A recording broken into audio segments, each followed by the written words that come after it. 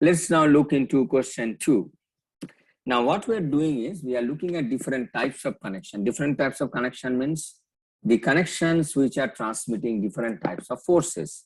For example, if you look at question 1, we were transmitting a tensile force through a lap joint.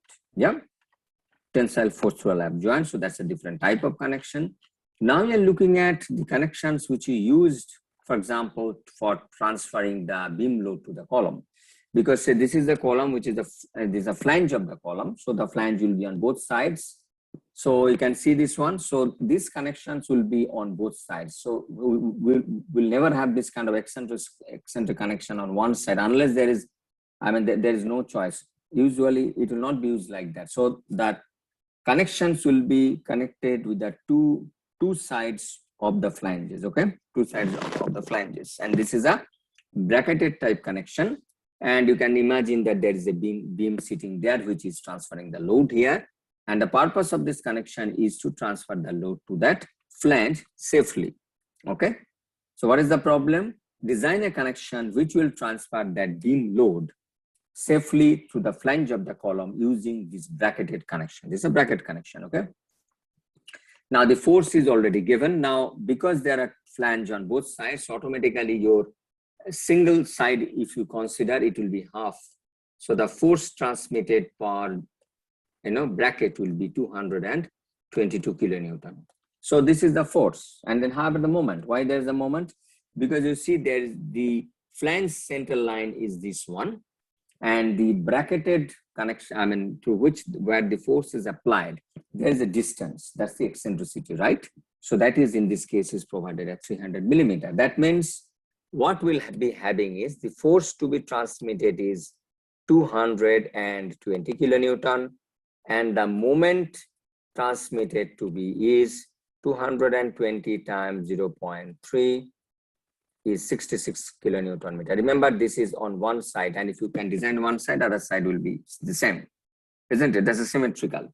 So this one, so we have to basically design a connection which will transfer this force and moment. Because this connection is transferring both force and moment, we call it as a rigid connection. Rigid connection, yeah. And the angle, if there is a rotation is allowed, or the connection, or there's a rotation there, what will happen is the angle between the members before and after will be preserved. So that's some kind of rigid connection. Now, if you look at other end of the spectrum, we call it a simple connection, where we only transfer the forces. Say we are transmitting only P star, but no M star, because that's a pin type of connection, which we call as a simple connection. And there's an intermediate one, which is called semi-rigid, where you can allow some of the rotation. That means there is a possibility of release, or some of the, less moment will be transferred there, yeah? So that's called semi-rigid, where you can preset things or say that this much moment you want to transfer, something like that. But this is a typical connection we are looking at. Look at the information we have provided. Again, in this case, we have provided all your information, like the spacing of the bolt as 100 millimeter and an edge distance as 40. So everything we have actually provided, yeah. So let's now continue. 12 millimeter thick plate. So what will be the shear carried by the bolt? So what will happen is you can transfer this load along this axis. This is very important to think. This aspect, if you understand, many things will be clearer. So the load from here, you can transfer along the center line of the connection. This is the center line of the connection, which matches exactly with the center line of the flange. Yeah, center line of the flange, and you can think of this is the center line of the column, throughout. So if you transfer the moment, the force P star here, automatically what will happen? There will be a bending moment, which is your M star, because you have transferred that load at the, along the center line. So that means this moment, this connection is subjected to P star moment, P star force, and that will consider, that will apply the shear force on each bolt. And that's what we are talking about here. Direct shear per bolt, we have 8 bolts. So 220 divided by 8, 27 kilonewton. That's the direct shear. So due to the P star. So what is the next step? Next step is how the M star will be carried by this bolt system. Now, what will happen is you can think that what is the moment doing? The moment is actually trying to rotate the bolts, But remember, this connection we call as in plane connection. Why in plane? Because the force and moment all are acting in the plane. In this case, it is the plane of the screen. Okay, so what will happen is, that means if you look at the centroid of the connection, say if you draw a center line here, and this is your centroid of the connection, then one can think of that this moment is trying to rotate the whole the bolt system with respect to that centroid. That means the furthest you are from the centroid, you will carry the maximum force, isn't it? Yeah. For example, that bolt will carry the maximum force. This is R1 and say this is R2. What is R1 and R2? These are the distances up to the center of those bolts from the centroid of the connection. Remember, that's a centroid. So that we have shown here.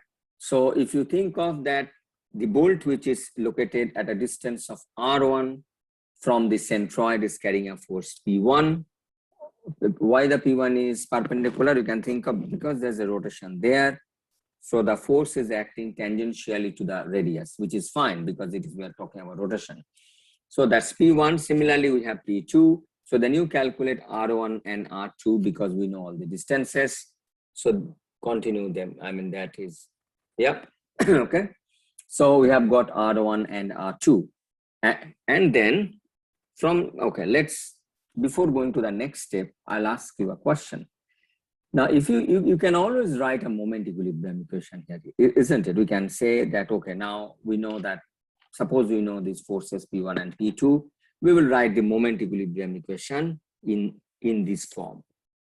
Now, if you write that P2 here, what will happen? That means your basic moment equilibrium equation, if you write moment equilibrium equation.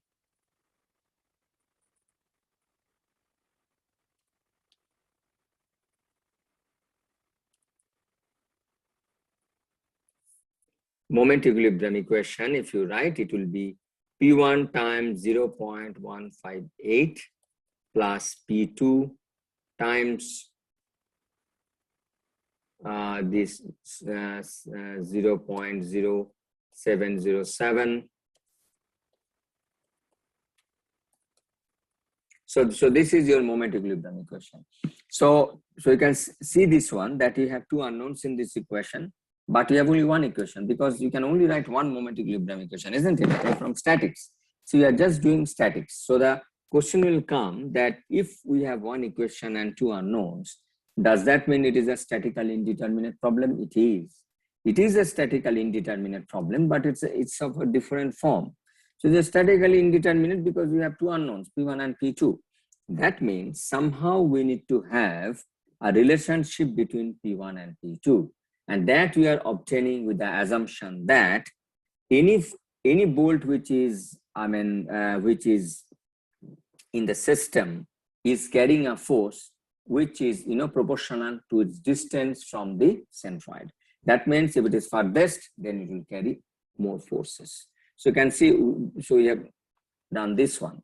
So R1, we know R1 and R2. That means we are saying that the ratio of P2 and P1 will be proportional to the ratio of their distances from the centroid. That means one could actually write this P2 of P1 equals given by your,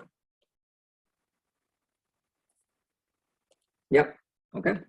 So now we can calculate P2, and that is what is shown here. Okay, so you can see that's an important assumption which is taken here, that the furthest the bolt is from the centroid, the more and force it will carry. So basically P is proportional to R basically. Yeah, the distance P is proportional to R, and which is expressed in this form.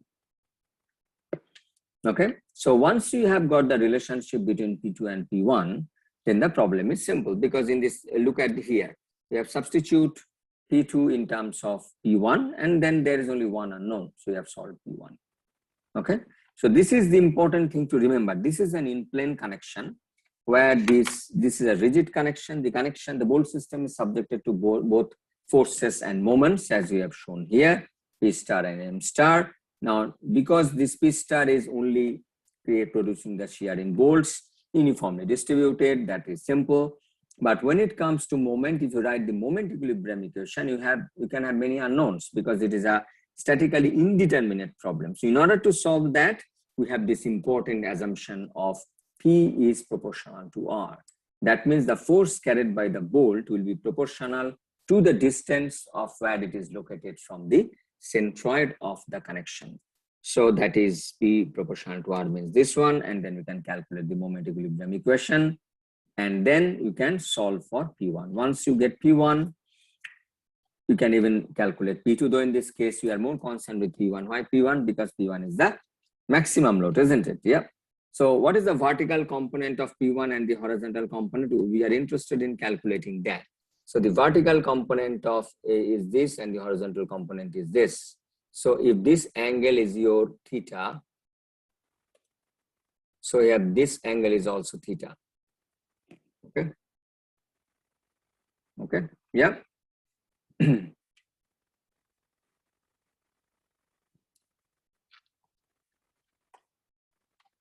So because because this is a horizontal line, so that's the vertical line. So the vertical line and the part, sorry, that's not correctly shown here. No, I'll erase this one. So if this angle is like this, yeah. So this is the horizontal, this is the vertical and the horizontal component.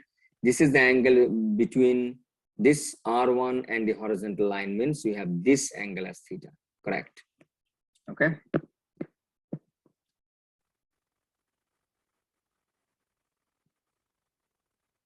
Any question? So this is just a simple geometry, so it's not too difficult.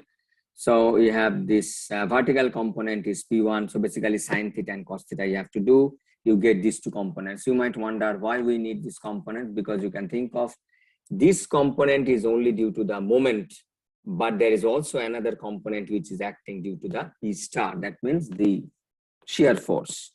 So you need to add both of them. So calculate the vertical component here and then add the second component due to the P star, and then the horizontal component. Yes, we have to use Pythagoras theorem because these forces are acting in this, these perpendicular directions. So once you use this theorem, you get the resultant maximum shear on bolt. Then the capacity, if you take M16, it's too low. So we need 8 M24, 8.8S with 5 VFM is 133 kilonewton per bolt. That's from the ISC design capacity table. Plate tear out capacity you can calculate similar to question 1. 12 mm plate, A is 40 millimeter, using that 190 kilonewton, and plate bearing capacity again. We have shown it in question 1, so I will not repeat that. You need to follow this one. And in this case, you see that both these forces are much greater than the force it will be transmitted, or needs to be transmitted for, which is your 99.2 kilonewton. Okay. So the connection is safe. So what I understand is not only you solve these tutorial problems, you understand the principle of how this connection is designed. Okay, now if this connection is welded in replacement or replacing the bolts, then also you can design it in a similar way. So there is no problem with that.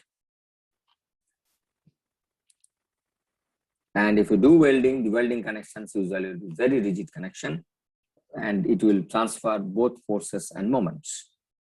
So now we'll look at question 3, which is another type of connection. Again, you can see that this is some sort of bracket, but the bracket is connected differently. In this case, you can see that it is directly connected to the flange. So the bolts are basically here, isn't it? So I'm just drawing the whole. I'm just hatching this one. So the bolts are actually connected between to connect these plates with the flange plate basically. So this is another bracket connection But in this bracket connection, what is happening is the force which I want to transfer is different. Different means it is acting in different direction. How is that? So for example, if you look at this one, this is your P star, right? And there is a distance here, right?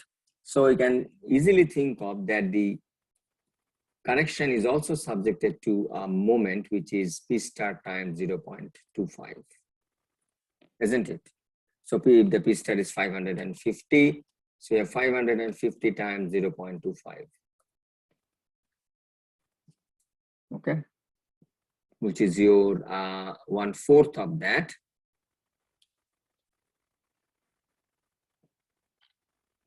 So 137.5. But in this case, if you transfer the moment, the force here along the junction, then you'll also see the moment is actually acting like this. Can you see that? And this is important. That means the moment which is acting in here is subjected to the bolts are actually subjected to tension and compression. Basically, one can think of, because that is the forces which they are subjected to is basically acting in outer plane, isn't it?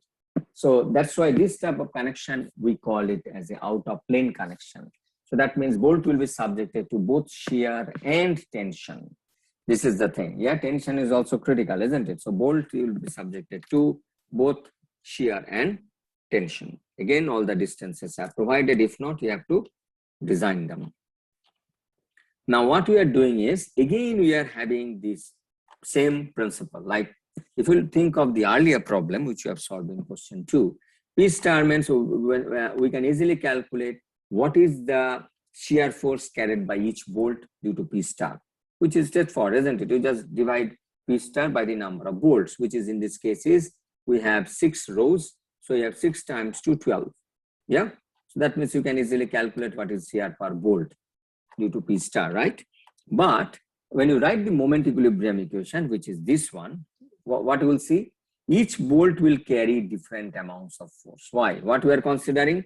We are considering a scenario, which is the worst case scenario you can think of, that the bolt will rotate about the system will rotate about the bottom bolt. You can see this one. If it rotates only about the bottom bolt, you can have maximum force in that top bolt, isn't it? The topmost bolt. So here also we are having an assumption. What is the assumption? Again, the bolt is carrying the force proportional to the distance from the point about which it is rotating, isn't it? That means the bolt which is situated furthest or located furthest from the point of rotation, that will carry the maximum force. Yeah. And not only the proportion, we are also thinking that is varying linearly. So you can see that's what we have drawn like that. So it's a linear variation of forces. So then the problem becomes straightforward.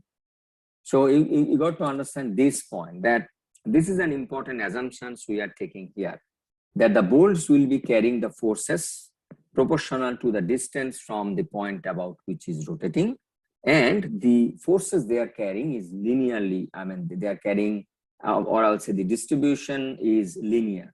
So that's why this is a straight line. So the variation, also not the distribution, the variation is linear. So once you have that, so we can express one bolt force in terms of others, and then you write the moment equilibrium equation and then solve it and get what is the tensile force in the bolt. Again, we are interested in the maximum force. We are not interested in F1 or F2 because they are much, sorry, not F1, but the F2, F3 because they are carrying the smaller force. So again, using interaction graph, we can use M20 and check the bearing capacity and tear out plate is 127 kilonewton. Remember, when you have these two capacity, the capacity of the plate will be lower of the two, always, isn't it? Because there's a design. That means if you have bearing capacity and tear out capacity, then the governing capacity will be the lower of the two. Why we are talking about interaction graphs here? Because we have shear and tension, both are there.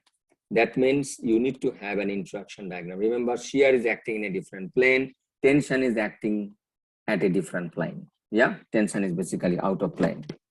So what's happening is you need to have this interaction diagram, which is there in the AISC table. On the other hand, instead of that, you can use the standard equation when the bolt is subjected to both shear and tension and calculate that. How about that? Say, so if you look at the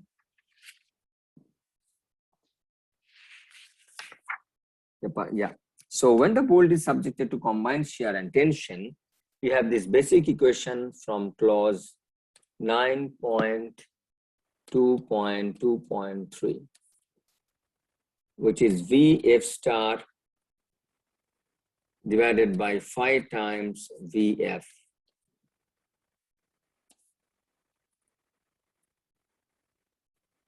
plus N star TF by phi NTF.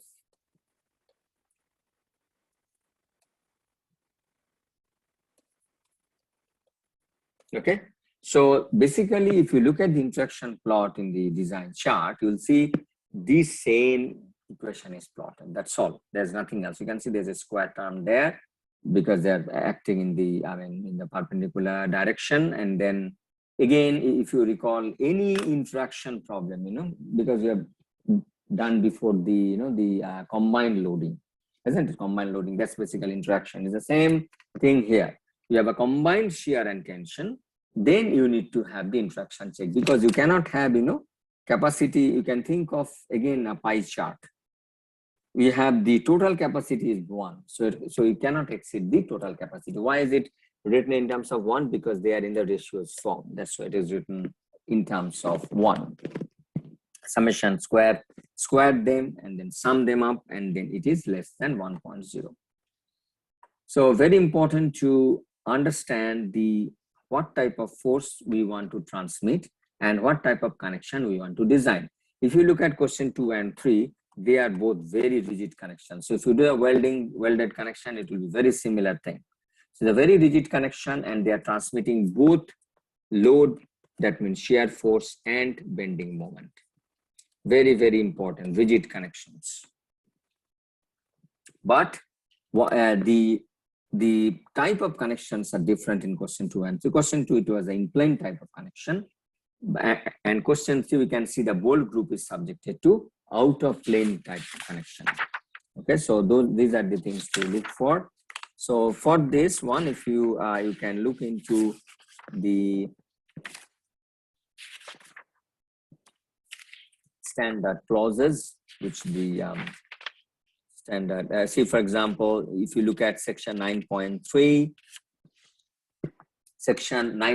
you need to look at, this is basically from section 9.3.2, which is your out of plane. Okay. And then we have this in plane one, 9.3.1. But remember, we can actually have a combined one as well.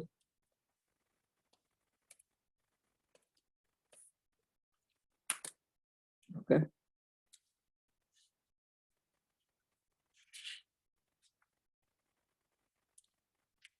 So it is important to read all the assumptions which the standard says. Yeah. So it says all, see, if we look at question, we'll go back to question 2 and just look at the assumptions. See, the standard clearly says the connection plates shall be assumed to be rigid and to rotate relative to each other about a point known as instantaneous center of bolt group, and this is here. Okay. In the case of a bolt group subjected to pure couple only, the instantaneous center of rotation coincides with the bolt group centroid. That's what we are talking about here. Okay.